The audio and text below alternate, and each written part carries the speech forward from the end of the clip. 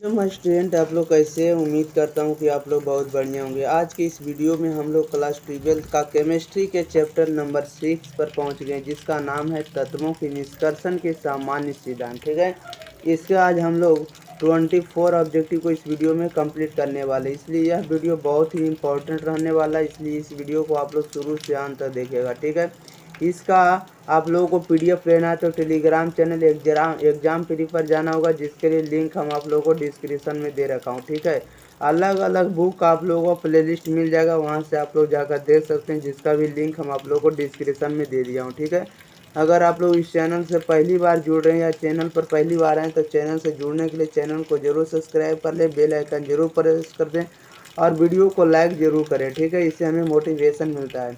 और इसी चैनल पर आप लोगों को सब्जेक्टिव और ऑब्जेक्टिव सारे विषय का आपको इसी चैनल पर आपको वीडियो अवेलेबल कराया जाएगा, इसलिए इस चैनल से जरूर जुड़िए। ठीक है, दोस्तों के पास जरूर बताइए और इस वीडियो को जरूर शेयर करिए। ओके, चलिए तो हम लोग बढ़ते हैं क्वेश्चन नंबर 1 की ओर। अगर इससे पहले अगर आप लोगों को आंसर पता होगा तो 3 से 4 सेकंड के अंदर इसका आंसर आप लोगों को कमेंट बॉक्स में बता देना। ओके, देखिएगा क्वेश्चन नंबर 1 में क्या कर रहा है। 1 नंबर में कह रहा है कि लोहे का मुख्य ऑक्साइड आयस क्या है, बताइएगा। लोहे का मुख्य ऑक्साइड आयस क्या होने वाला है?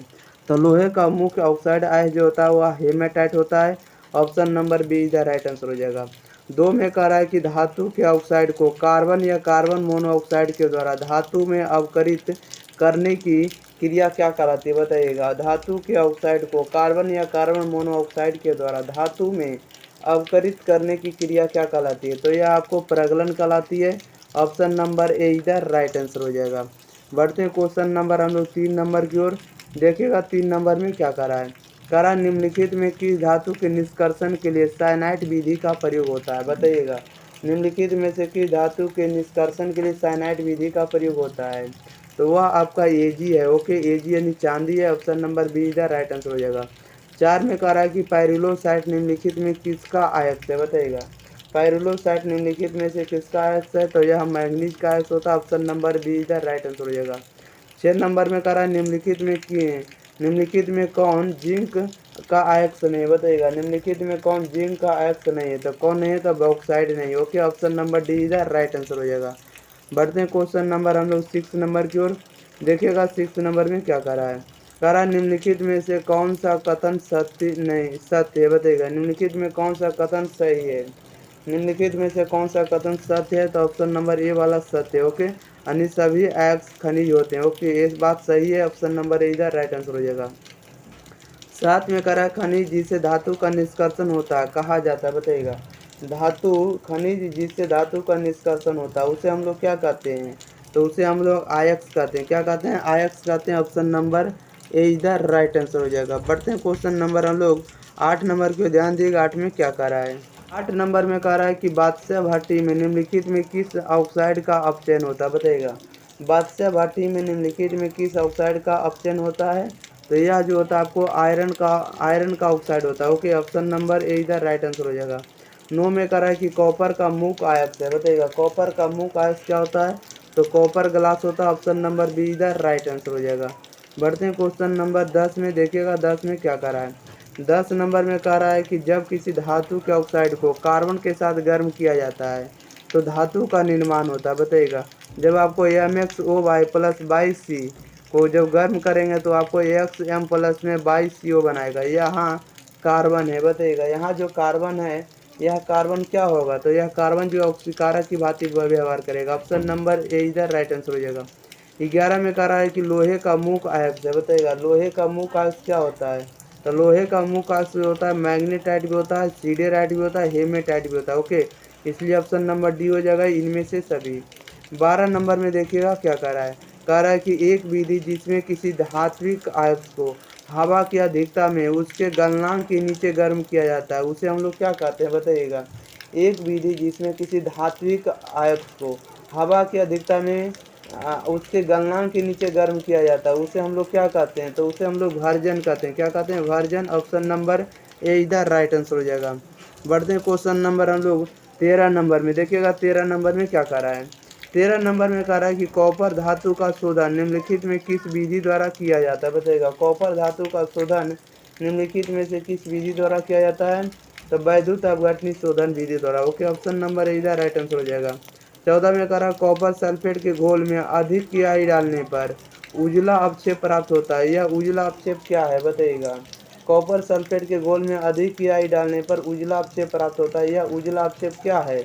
यह कोई उजला अवक्षेप जो है आपका CuI2 है। ओके, ऑप्शन नंबर ए हो जाएगा CuI2। ओके, क्वेश्चन नंबर 15 में कह रहा जिंक ब्लेड आयल्स का सांद्रण किस विधि से होता है बताइएगा। जिंक ब्लेड आयल्स का सांद्रण किस विधि से होता है। तो फेन फ्लावन विधि से होता है। Option number C is right answer हो जाएगा। बढ़ते हैं क्वेश्चन नंबर हम लोग 16 नंबर में देखिएगा। 16 नंबर में क्या कह रहा है। आयक्स में उपस्थित अशुद्धि को कहते हैं बताइएगा। आयक्स में उपस्थित अशुद्धि को हम लोग क्या कहते हैं। तो गैंग कहते हैं। ऑप्शन नंबर बी इधर राइट आंसर हो जाएगा। 17 में कह रहा है कॉपर पायराइट का सूत्र है बताइएगा। कॉपर पायराइट का सूत्र क्या है। तो कॉपर पायराइट का सूत्र जो होता है CuFeS2 होता है। ओके, ऑप्शन नंबर बी इधर राइट आंसर हो जाएगा। 18 में कह रहा है एल्युमिनियम का एक्स है बताइएगा। एल्युमिनियम का एक्स क्या होता है। तो एल्युमिनियम का एक्स जो होता है बॉक्साइट होता है। ऑप्शन नंबर ए इधर राइट आंसर हो जाएगा। क्वेश्चन नंबर 19 में कह रहा है कि मालाकाइट एक्स है बताइएगा। मालाकाइट जो होता है किसका एक्स होता है। तो मालाकाइट जो होता है कॉपर का एक्स होता है। ऑप्शन नंबर बी इधर राइट आंसर हो जाएगा। बढ़ते हैं क्वेश्चन नंबर हम लोग 20 नंबर में देखिएगा। 20 नंबर में क्या कह रहा है। 20 नंबर में कह रहा है कि सिल्वर युक्त एक्स है बताइएगा। सिल्वर युक्त एक्स कौन सा होता है। तो सिल्वर युक्त एक्स जो होता है आपका सिल्वर ग्लास होता है। ओके, ऑप्शन नंबर ए इधर राइट आंसर हो जाएगा। 21 में कह रहा है निम्नलिखित में कौन सी धातु ऊपर पट्टी में प्रचुर मात्रा में पाई जाती है।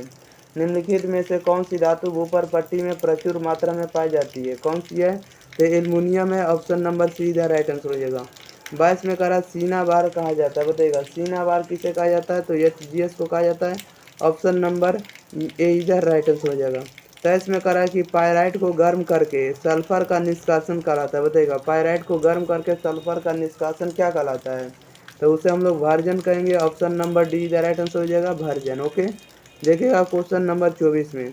24 में कह रहा निम्नलिखित में से कार्बोनेट आयस है बताइएगा। निम्नलिखित में से कार्बोनेट आयस कौन सा है। तो कार्बोनेट आयस जो होता है आपको माइलेकाइट होता है। ओके, ऑप्शन नंबर बी इधर राइट आंसर हो जाएगा। कार्बोनेट आयस कौन होता है माइलेकाइट। ओके, चलिए तो इस वीडियो में सारे के सारे ऑब्जेक्टिव आपको हम कंप्लीट करा दिए। इसके साथ हम लोग मिलते हैं अगले वीडियो के साथ। इसी चैनल पर आप लोगों को सब्जेक्टिव और ऑब्जेक्टिव दोनों का वीडियो अवेलेबल कराया जाएगा। तब तक के लिए जो वीडियो आपको ऑब्जेक्टिव के लिए कंप्लीट करा दिया गया उसको आप लोग जरूर जाकर देख लीजिए, जिसका लिंक हम आप लोगों को प्लेलिस्ट बाय प्लेलिस्ट डिस्क्रिप्शन में दे रखा हूँ। ठीक है, इस वीडियो को आप लोग दोस्तों के पास जरूर शेयर करिएगा। जो भी क्लास 12 में पढ़ रहे हैं उसके पास जरूर एक बार जरूर शेयर करिए। ठीक है, वीडियो को लाइक जरूर कर दीजिए, इससे हमें मोटिवेशन मिलता है। ओके, चलिए तो हम लोग मिलते हैं अगले वीडियो के साथ। तब तक के लिए thank you for watching this video. धन्यवाद।